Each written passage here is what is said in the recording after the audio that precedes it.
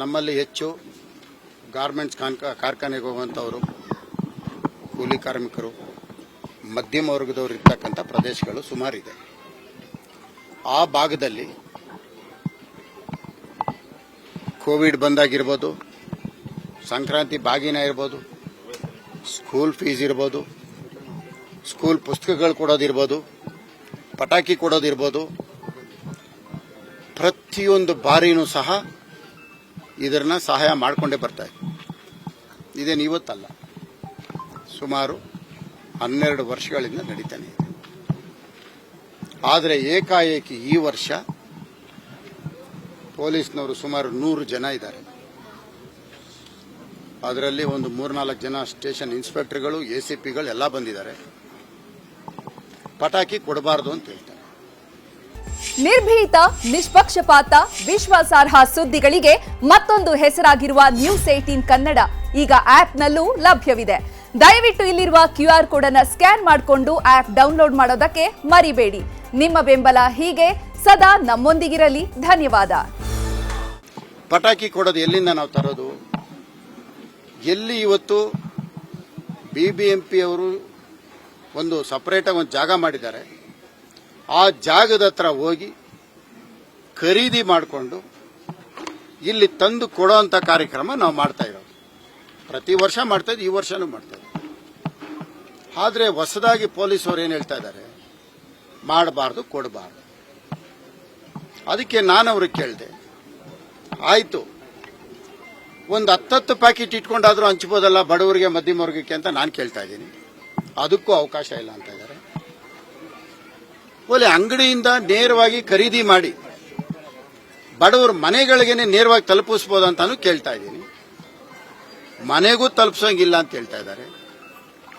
ಬಹುಶಃ ಇಡೀ ದೇಶದಲ್ಲೇ ಒಂದು ವ್ಯಕ್ತಿ, ಒಂದಿಬ್ಬರು ತಗೊಂಡೋಗಿ ಮನೆಗೆ ಕೊಟ್ಟು ಆ ಮನೆಗಳಿಗೆ ಆ ಮಕ್ಕಳ ಪಟಾಕಿ ಇದೇನು ದೊಡ್ಡ ದೊಡ್ಡ ಪಟಾಕಿಗಳಂತಲ್ಲ, ಅದಕ್ಕೂ ಅಂಗಡಿನಿಂದ ತಗೊಂಡೋಗಿ ಡೆಲಿವರಿ ಮಾಡೋದಕ್ಕೂ ಅವಕಾಶ ಇಲ್ಲ ಅಂತ ಹೇಳಿದ್ರೆ ಇದು ಬಹುಶಃ ಇದೇ ಫಸ್ಟ್ ಕೇಸ್ ಇರಬೇಕು. ಈ ಥರ ಅವ್ರು ಹೇಳೋದೇನು, ಪೊಲೀಸ್ನವರು ಅವರೇ ಖುದ್ದಾಗ ಅಂಗಡಿಗೆ ಹೋಗ್ಬೇಕು, ಅವರೇ ಖುದ್ದಾಗಿ ಮನೆಗೆ ತರಬೇಕು, ಯಾರು ಸಹಾಯ ಮಾಡಂಗಿಲ್ಲ.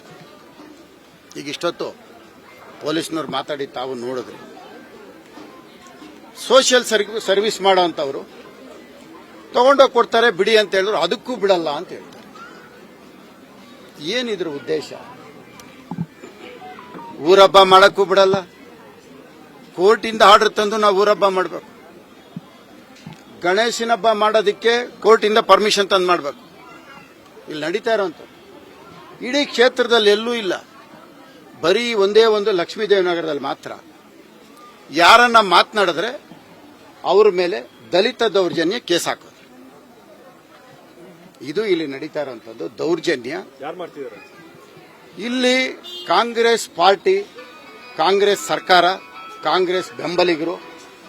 ಇಲ್ಲಿ ಹೆಚ್ಚಿಗೆ ಮಾತಾಡಿದ್ರೆ ಸುಮಾರು 43 ಜನ ಒಕ್ಕಲಿಗರ ಹುಡುಗರ ಮೇಲೆ ದಲಿತ ದೌರ್ಜನ್ಯ ಕೇಸ್ಗಳಾಕಿದ್ದಾರೆ. ಅದಕ್ಕೆ ಪ್ರತಿಯೊಂದಕ್ಕೂ ನಾವು ಕೋರ್ಟ್ಗೆ ಆಶ್ರಯ ಹೋಗಬೇಕು.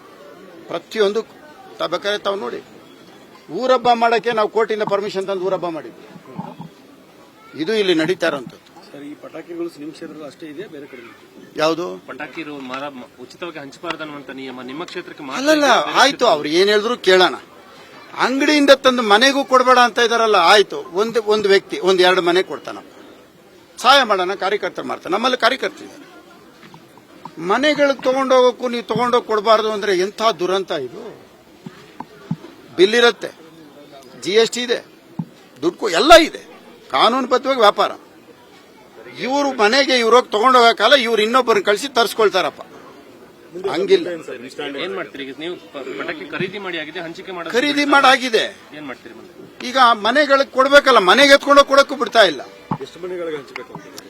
ಈಗ ಯಾರ್ಯಾರು ಕೇಳ್ತಾರೋ ಅವ್ರಿಗೆ, ಅದು 100 ಮನೆ ಇದೆಯೋ, 10 ಮನೆ ಇದೆಯೋ, 50 ಮನೆ ಇದೆಯೋ, ಕೇಳಿದವ್ರಿಗೆ ನಾವು ಕೊಡ್ತೀವಿ. ನಿಮ್ಮ ಕಚೇರಿಗೆ ಅದೇ ಇದು MLA ಆಫೀಸ್, ಇದು ಅದರೊಳಗೆ ಪಟಾಕಿ ಇದೆ, ನೋಡಬೇಕು ಅಂತ ಹೇಳಿ ಬೆಳಗ್ಗೆಯಿಂದ ಅದನ್ನ ಬೀಗ ಹೊಡಿತೀವಿ ಅಂತ ಹೇಳ್ತಾ ಇದ್ದಾರೆ. ಅದು MLA ಆಫೀಸ್ ಅದು. ಸಾರ್ವಜನಿಕರ ಕುಂದುಕೊರತೆಗೋಸ್ಕರ ಬರೋಂಥವ್ರಿಗೆ ಅನುಕೂಲ ಆಗಲಿ ಅಂತ ಮಾಡಿರ್ತಕ್ಕಂಥ ಒಂದು ಆಫೀಸ್. ಅದನ್ನ ಬೆಳಗ್ಗೆಯಿಂದ ಬೀಗ ತೆಗೀರಿ, ಇಲ್ಲ ನಾವು ಬೀಗ ಹೊಡಿತೀವಿ ಅಂತ ಹೇಳ್ತೇವೆ. ಇದು ಇಲ್ಲಿ ದೌರ್ಜನ್ಯ ಬಹಳ ಮಿತಿಮೀರೋಗಿದೆ. ಅದನ್ನ ಬಿಲ್ ತಗೊಂಡು ಕಾನೂನುಬದ್ಧವಾಗಿ ಪೊಲೀಸ್ನವ್ರಿಗೆ ಒಂದು ಲಿಸ್ಟ್ ಕೊಟ್ಟು ಇಂಥ ಮನೆಗೆ ಇಂಥ ಸಮಾಜ ಸೇವೆ ಮಾಡೋಂಥವ್ರು ಕೊಡ್ತಾರೆ, ನೀವು ಬೇಕಾದ್ರೆ ಅದನ್ನು ಪರಿಶೀಲಿಸಿ ಅಂತ ಹೇಳೋಣ ಅಂತ ಇದೀನಿ ನಾನು. ಕಳೆದ ವರ್ಷ ನಿಮ್ಗೆ ಯಾವ್ದು ಅಬ್ಜೆಕ್ಷನ್ ಯಾವುದಿಲ್ಲ, ಇವತ್ತವರೆಗಿಲ್ಲ. ಈಗ ಹೇಳ್ತಾರೆ ಹೋದ ವರ್ಷ ನಾವು ಬಿಡ್ಲಿಲ್ಲ ಅಂತಾರೆ. ಇದುವರೆಗೂ ಬರೀ ಊರಬ್ಬ ಮಾಡಕ್ಕೆ ಗಣೇಶನ್ ಫಂಕ್ಷನ್ಗೆ ಕೊಡಲ್ಲ ಅಂತ ಹೇಳ್ದ ನಾವು ಕೋರ್ಟಿಂದ ಮಾಡಿದ್ದೀವಿ. ಪಟಾಕಿ ಬರ್ತಾರೆ, ತಗೊಂಡು ಹೋಗ್ತಾ ಇರ್ತಾರೆ. ಇದು ಫಸ್ಟ್ ಟೈಮ್.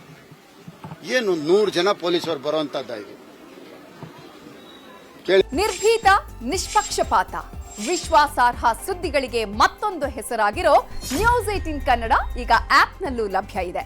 ದಯವಿಟ್ಟು ಇಲ್ಲಿರೋ QR ಕೋಡ್ ಅನ್ನ ಸ್ಕ್ಯಾನ್ ಮಾಡಿಕೊಂಡು ಆಪ್ ಡೌನ್ಲೋಡ್ ಮಾಡೋದಕ್ಕೆ ಮರಿಬೇಡಿ. ನಿಮ್ಮ ಬೆಂಬಲ ಹೀಗೆ ಸದಾ ನಮ್ಮೊಂದಿಗಿರಲಿ.